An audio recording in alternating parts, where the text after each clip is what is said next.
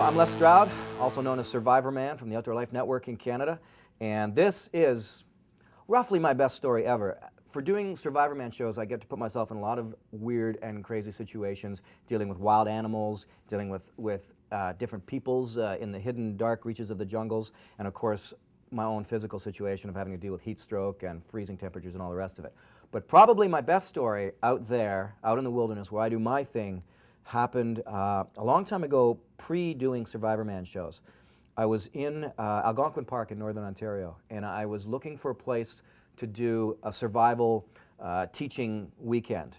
And I did everything wrong, actually, and I was a survival instructor, which is really stupid. I shouldn't have done everything wrong, but I did. It was one of those times. I went off into the bush, and I went for a long way, and the first thing, I didn't tell anybody where I was going. Second thing, even those who sort of roughly knew where I was going weren't expecting me. I didn't say when I was coming back, so they might have waited 3 or 4 days.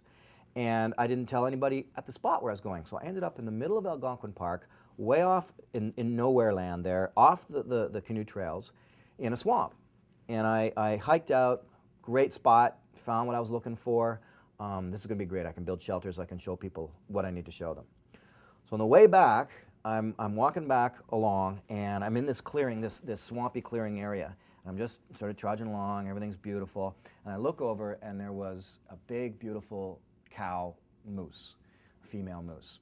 And she's just munching away on grass. She didn't take off, which is really, really, I should have clued into that right away because that's rare. She should have taken off like a shot. But she didn't. She just stood there. Big cow moose. So I just watched her for a while, took in the moment, and then thought, wow, what have I got to lose? So I thought, well, I'm going to do a call and just sort of see how she reacts, because I'm assuming she'll take off. So I thought, well, I won't do a bull call, because if I do a bull call, it was, oh, I didn't mention, this was September, which is the rutting season, the season of love for the moose. And this means that at this time of year, my opinion is that the male moose in full antler, full rut, is the most dangerous animal on the planet, certainly in North America. Very deadly, very dangerous, full of rage, they don't know what they're doing. So I thought, well, I won't do a bull call, because if I do a bull call, then the likely case scenario is I might attract a bull in, and I don't want that.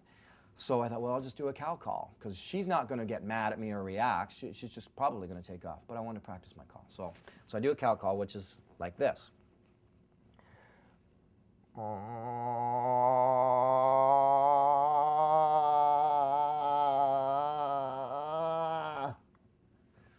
Basic cow moose call. So then I do it again, and I do the whole thing again. She looked up, and then she just looked back down again, just kept on eating. So then I did the call again, and she didn't even look up at that point. So I just thought, okay.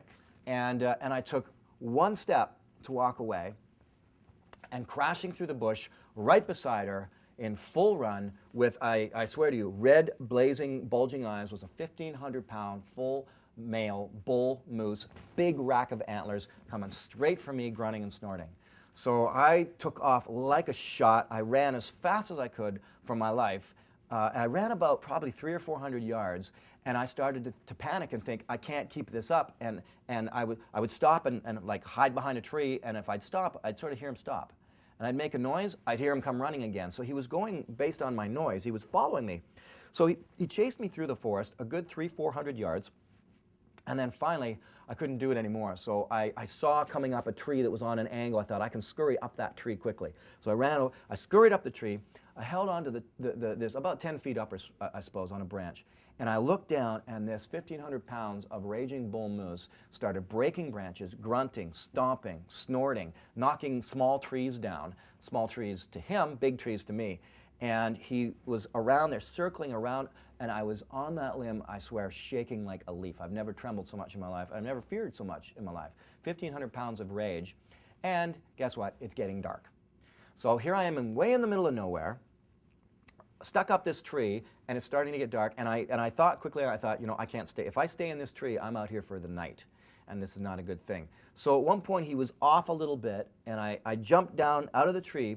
And you know how it's like when you watch a cartoon and like the cartoon characters like in the midair and then they hit the ground and go? That's exactly what I did. I jumped off the branch, and I was running before I hit the ground.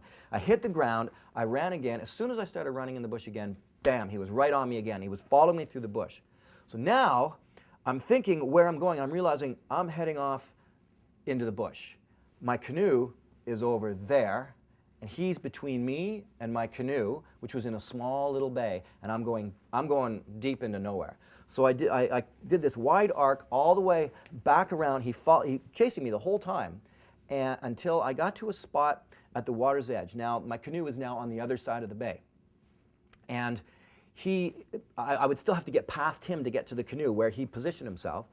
So what I did was, now I'm fully clothed, it's the fall of the year, I'm completely alone, and I slunk down into the water, into the lake.